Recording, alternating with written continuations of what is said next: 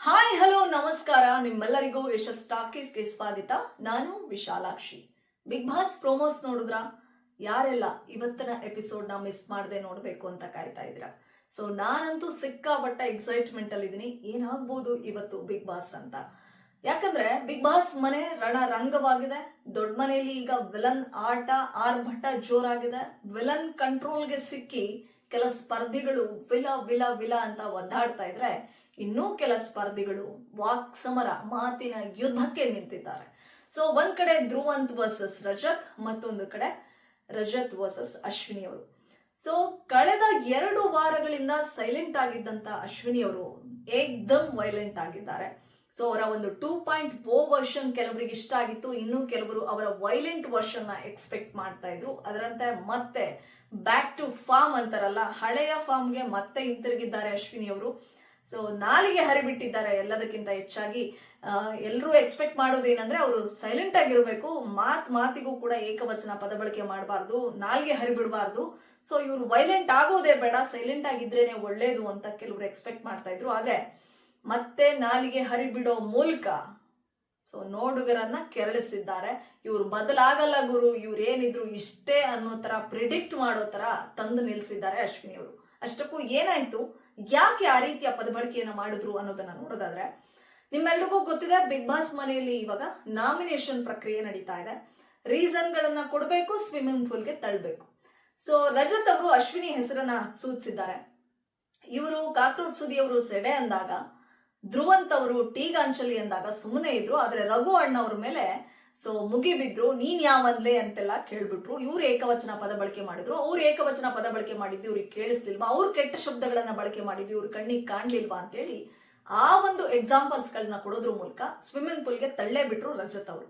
ಆಗ ಥೂ ಅಂತ ಉಗಿದಿದ್ದಲ್ದೆ, ನೀನೊಬ್ಬ ಕಚಡ, ನಿನ್ನಂತ ಥರ್ಡ್ ರೇಟೆಡ್ ಭಾಷೆನ ಈ ಬಿಗ್ ಬಾಸ್ ಮನೆಯಲ್ಲಿ ಯಾರೂ ಕೂಡ ಬಳಸೋದಿಲ್ಲ ಅಂತೆಲ್ಲ ಮಾತಾಡಿದ್ದಾರೆ.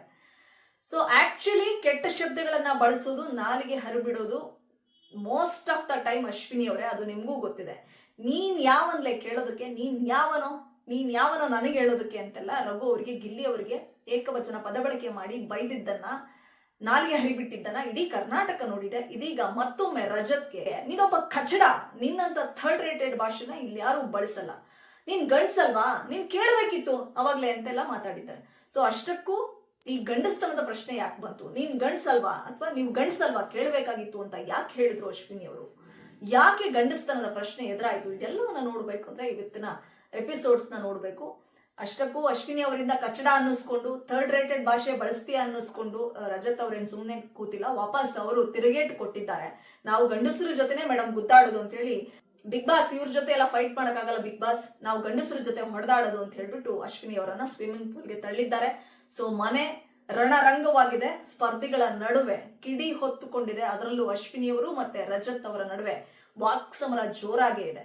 ಸೊ ಏನಾಗುತ್ತೆ, ಯಾವ ಪಾಯಿಂಟ್ ಇಬ್ರಿಗೂ ಟ್ರಿಗರ್ ಮಾಡ್ತು, ಗಂಡಸ್ತನ, ಕಚಡ, ಥರ್ಡ್ ರೇಟೆಡ್ ಭಾಷೆ ಇದೆಲ್ಲ ಯಾಕೆ ಬಂತು ಅನ್ನೋದನ್ನ ಇವತ್ತಿನ ಎಪಿಸೋಡ್ ನ ನೋಡಿದ ಮೇಲೆ ನಾಳೆ ಅದಕ್ಕೆ ಮತ್ತೊಂದು ವಿಡಿಯೋ ಮಾಡೋದ್ರ ಮೂಲಕ ಯಾವ್ಯಾವ ಕಾರಣಕ್ಕೆ ಇಬ್ಬರ ನಡುವೆ ಒಂದು ವಾಕ್ಸಮರ ಶುರುವಾಯ್ತು ಅನ್ನೋದನ್ನ ನೋಡೋಣ. ಇನ್ನೊಂದು ಕಡೆ ಧ್ರುವಂತ್ ವರ್ಸಸ್ ರಜತ್ ಅನ್ನೋ ತರ.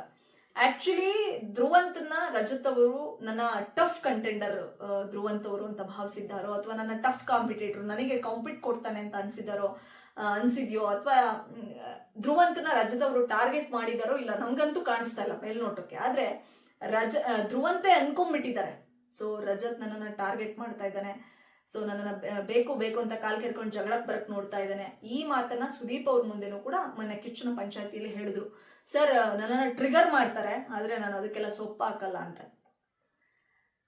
ಫೈನಲಿ ಯಾವ್ಯಾವುದೋ ಕಾರಣಕ್ಕೆ ಹೊತ್ಕೊಂಡಿದೆ. ಆಕ್ಚುಲಿ ಕಾವ್ಯ ಅವರು ರಜತ್ ಅವರ ಹೆಸರನ್ನ, ಗಿಲ್ಲಿ ಅವರನ್ನ ಹೆಸರನ್ನ ಪ್ರಸ್ತಾಪ ಮಾಡಿ ರೀಸನ್ ಗಳನ್ನ ಕೊಡೋದ್ರ ಮೂಲಕ ನಾಮಿನೇಷನ್ ಪ್ರಕ್ರಿಯೆಯಲ್ಲಿ ಇವರಿಬ್ಬರ ಹೆಸರು ತೆಗೆದುಕೊಂಡಿದ್ದಾರೆ. ಈ ವೇಳೆ ಮಾತಿಗೆ ಮಾತು ಬೆಳೆದು ಏಕವಚನ ಪದ ಬಳಕೆ, ಬಿಗ್ ಬಾಸ್ ಮನೆ ಕಂಟೆಸ್ಟೆಂಟ್ ಗಳಿಗೆ ಏನ್ ತಲೆ ಕೆಟ್ಟಿದ್ಯಾ ಗುರು ಅಂತೆಲ್ಲ ಹೇಳೋ ಮೂಲಕ ಅಲ್ಲೇನೋ ಒಂದು ಶಬ್ದವನ್ನ ಬಳಸಿದ್ದಾರೆ ರಜತ್ ಅವರು. ಆ ಶಬ್ದ ಏನು ಎಂತ ಅನ್ನೋದನ್ನ ಇವತ್ತಿನ, ಅಂದ್ರೆ ಏಕವಚನ ಪದ ಬಳಕೆ ಮಾಡಿದ್ರು ಅನ್ನೋದನ್ನ ಧ್ರುವಂತ್ ಹೇಳ್ತಿದ್ದಾರೆ. ರಜತ್ ಏಕವಚನ ಪದ ಬಳಕೆ ಮಾಡ್ದ ಅಂತ.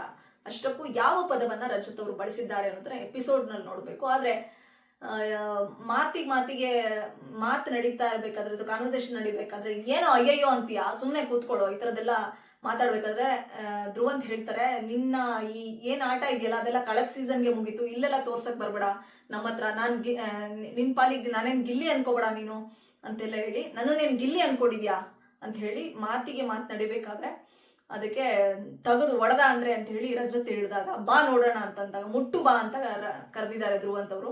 ಅದಕ್ಕೆ ಏನೋ ನಿಂದು ನನ್ನ ಮಗನೇ ಈ ತರದೆಲ್ಲ ಪದ ಬಳಕೆ ಮಾಡಿ ಇಬ್ರು ಕೂಡ ಕೈ ಮಿಲಾಯಿಸುವ ಹಂತಕ್ಕೆ ಬಂದು ನಿಂತಿದ್ದಾರೆ. ಅಷ್ಟಕ್ಕೂ ಇಬ್ರು ಏನಾದ್ರು ದೈಹಿಕ ಅಲ್ಲೇ ಮಾಡ್ಕೊಂಡ್ರ, ಯಾರಿಗಾದ್ರೂ ಹೊಡೆದ್ರ ಅಂದ್ರೆ ರಜತ್ ಧ್ರುವಂತ್ ಹೊಡೆದ್ರ ಅಥವಾ ಧ್ರುವಂತ್ ರಜತ್ ಕೊಡಿದ್ರ ಅಥವಾ ಬರೀ ಮಾತಿಗಷ್ಟೇ ನಿಲ್ತಾ ಗೊತ್ತಿಲ್ಲ. ಆದ್ರೆ ಇವರಿಬ್ಬರನ್ನ ಬಿಡಿಸ್ಬೇಕು, ಈ ಜಗಳ ಬಿಡಿಸ್ಬೇಕು ಅಂತ ಇಡೀ ಬಿಗ್ ಬಾಸ್ ಮನೆ ಸ್ಪರ್ಧಿಗಳು ಹರಸಾಹಸ ಪಟ್ಟಿದ್ದನ್ನ ನಾವೆಲ್ಲರೂ ನೋಡಿದೀವಿ. ಏನಾಗತ್ತೆ, ಯಾಕೆ ಧ್ರುವಂತ್ ವರ್ಸಸ್ ರಜತ್, ಯಾಕೆ ರಜತ್ ವರ್ಸಸ್ ಅಶ್ವಿನಿ ಅನ್ನೋ ತರ ಆಗಿದೆ ಇವತ್ತಿನ ಎಪಿಸೋಡ್ ಅನ್ನೋದನ್ನ ಇವತ್ ರಾತ್ರಿ ನಮ್ಗೆ ಕಂಪ್ಲೀಟ್ ಎಪಿಸೋಡ್ ನೋಡಿದ್ಮೇಲೆ ಗೊತ್ತಾಗುತ್ತೆ. ಇನ್ನೊಂದು, ಇವನು ಪುಡಾಂಗು ಅನ್ಕೊಂಡ್ಬಿಟ್ಟಿದಾರ ಅಂತ ಹೇಳ್ಬಿಟ್ಟು ಧ್ರುವಂತ್ ಮತ್ತೆ ಅಶ್ವಿನಿ ಅವರು ಮಾತಾಡ್ಕೊಂಡಿದ್ದಾರೆ. ಆಕ್ಚುಲಿ ಯಾರು ಪುಡಾಂಗು, ಯಾವ ಕಾರಣಕ್ಕೆ ಯಾರ್ಯಾರು ಪುಡಾಂಗು ಅನ್ನೋದನ್ನ ಸೊ ಈ ಏನೋ ಶಬ್ದ ಏನಾದ್ರು ರಜತ್ ಕಿವಿಗ್ ಬಿದ್ರೆ ತಾನೆಂತ ಪುಡಾಂಗು ಅನ್ನೋದನ್ನ ಅವ್ರು ಅಲ್ಲೇ ಒಳಗಡೆನೆ ಅವ್ರ ಮುಂದೆನೆ ತೋರಿಸ್ತಾರೆ. ಹೇಳಿ ಕೇಳಿ ರಜತ್ ಅವರು ಡಿಬಾಸ್ ಅಭಿಮಾನಿ. ಯಾಕೆ ಡಿಬಾಸ್ ನಾನು ಪ್ರಸ್ತಾಪ ಮಾಡ್ತಿದ್ದೀನಿ ಅಂತಂದ್ರೆ, ನಿಮ್ಮೆಲ್ರಿಗೂ ಗೊತ್ತು ಈ ಪುಡಾಂಗು ಶಬ್ದ ಯಾವ ಮಟ್ಟಿಗೆ ಹಲ್ಚಲ್ ಎಬ್ಬಿಸಿತ್ತು, ಯಾವ ಕಾರಣಕ್ಕೆ ಡಿಬಾಸ್ ಬಾಯಲ್ಲಿ ಪುಡಾಂಗು ಡೈಲಾಗ್ ಬಂದಿತ್ತು, ಅದೆಷ್ಟು ಮಟ್ಟಿಗೆ ಟ್ರೆಂಡ್ ಆಯ್ತು ಅಂತ. ಈಗ ನೋಡಿದ್ರೆ ರಜತ್ ಅವ್ರಿಗೆ ಅಶ್ವಿನಿ ಅವ್ರು ಹೇಳ್ತಾರೆ, ಇವನೇನ್ ಪುಡಾಂಗು ಅನ್ಕೊಂಡ್ಬಿಟ್ಟಿದ್ದಾನ ಅಂತ. ಫೈನಲಿ ಬಿಗ್ ಬಾಸ್ ಮನೆ ಒಳಗಡೆ ಇರ್ಲಿ ಹೊರಗಡೆ ಇರ್ಲಿ, ಡಿಬಾಸ್ ಅವರ ಡೈಲಾಗ್ಗಳು ಒಂದ್ ರೀತಿ ಏನ್ ಹೇಳ್ತಾರೆ, ಹವಾನೇ ಕ್ರಿಯೇಟ್ ಮಾಡ್ತಾ ಇದೆ. ಕಳೆದ 2-3 ವರ್ಷಗಳ ಹಿಂದೆ ಪುಡಾಂಗು ಡೈಲಾಗ್ ದೊಡ್ಡ ಮಟ್ಟದ ಸಂಚಲನ ಸೃಷ್ಟಿಸಿತ್ತು. ಇದೀಗ ಬಿಗ್ ಬಾಸ್ ಮನೆಯಲ್ಲೂ ಕೂಡ ಡಿಬಾಸ್ ಅವರ ಪುಡಾಂಗು ಡೈಲಾಗ್ ಅಶ್ವಿನಿ ಅವರ ಬಾಯಿಂದ ಬಂದು ದೊಡ್ಡ ಮಟ್ಟದ ಟ್ರೆಂಡ್ ಆಗುತ್ತೆ ಅಂತ ಕಾಣಿಸುತ್ತೆ. ಇದು ರಜತ್ ಕಿವಿಗ್ ಬಿದ್ರೆ ಬೇರೆನೆ ಆಗುತ್ತೆ. ಅದೇನಾಗುತ್ತೆ ಏನು ಅನ್ನೋದನ್ನ ಕಾದು ನೋಡೋಣ. ಸೊ ಇವತ್ತಿನ ಪ್ರೋಮೋಗಳು ಹೈ ವೋಲ್ಟೇಜ್ ಬೆಂಕಿನ ಉಂಡೆ ತರ ಇದೆ. ಸೊ ಏನಾಗುತ್ತೆ, ಯಾವ್ಯಾವ ಕಾರಣಕ್ಕೆ ಸ್ಪರ್ಧಿಗಳು ಕಿತ್ತಾಡ್ಕೊಂಡ್ರು, ಕೈ ಮಿಲಾಯಿಸುವ ಹಂತಕ್ಕೆ ಹೋದ್ರು ಅನ್ನೋದನ್ನ ಕಾದು ನೋಡೋಣ ಅಂತ ಹೇಳ್ತಾ ಇದು ಇವತ್ತಿನ ಎಪಿಸೋಡ್ಸ್. ನನಗೆ ಈ ಟಾಪಿಕ್ ಬಗ್ಗೆ ಮಾತಾಡಬೇಕು ಅನ್ನಿಸ್ತು. ಆಕ್ಚುಲಿ ಏನಂದ್ರೆ, ನಾನು ತುಂಬಾ ಸೈಲೆಂಟ್ ಆಗ್ಬಿಟ್ಟಿದ್ದೀನಿ. ಸೊ ನನ್ನ ಮಾತಿನ ಮೇಲೆ ನಿಗಾ ಇದೆ. ನಾನು ಅಷ್ಟು ಸುಲಭವಾಗಿ ನಾಲ್ಗೆ ಹರಿಬಿಡಲ್ಲ. ನಾನು ಯಾರ ವ್ಯಕ್ತಿತ್ವವನ್ನು ತೇಜೋವಧೆ ಮಾಡಲ್ಲ, ಒಬ್ಬರನ್ನ ಕೆಳಗಿಟ್ಟು ನೋಡಲ್ಲ, ಈ ತರದೆಲ್ಲ ಹೇಳ್ತಾರೆ. ಬಾಯಿ ಮಾತಿಗಷ್ಟೇ ಅಶ್ವಿನಿ ಅವರು ಇದೆಲ್ಲ ಹೇಳೋದು, ಆದ್ರೆ ಮತ್ತೆ ನಾಲ್ಗೆ ಹರಿಬಿಟ್ಟಿದ್ದಾರೆ. ಕಚ್ಚಡ ಅನ್ನೋದು, ಥರ್ಡ್ ರೇಟೆಡ್ ಅನ್ನೋದು, ನೀನ್ ಗಂಡ್ಸಲ್ವಾ ಕೇಳಬೇಕಾಗಿತ್ತು ಅಂತ ಗಂಡಸ್ತನದ ಪ್ರಶ್ನೆ ಮಾಡೋದು ಎಷ್ಟು ಸರಿ, ಕಾದ್ ನೋಡೋಣ ಅಂತ ಹೇಳ್ತಾ ಇದು ಈ ಕ್ಷಣದ ಒಂದು ಸ್ಪೆಷಲ್ ಎಪಿಸೋಡ್. ಇದು ನಿಮ್ಗೆ ಇಷ್ಟ ಆಗಿದ್ರೆ ನಂಗೆ ಸಪೋರ್ಟ್ ಮಾಡಿ, ಇಲ್ಲ ಅಂದ್ರೆ ತಿದ್ದುಕೊಳ್ಳೋದಕ್ಕೆ ಒಂದು ಅವಕಾಶ ಕೊಡಿ ಅಂತ ಹೇಳ್ತಾ ಈ ಒಂದು ಎಪಿಸೋಡ್ ನ ಮುಗಿಸ್ತಾ ಇದ್ದೀನಿ. Thank you so much.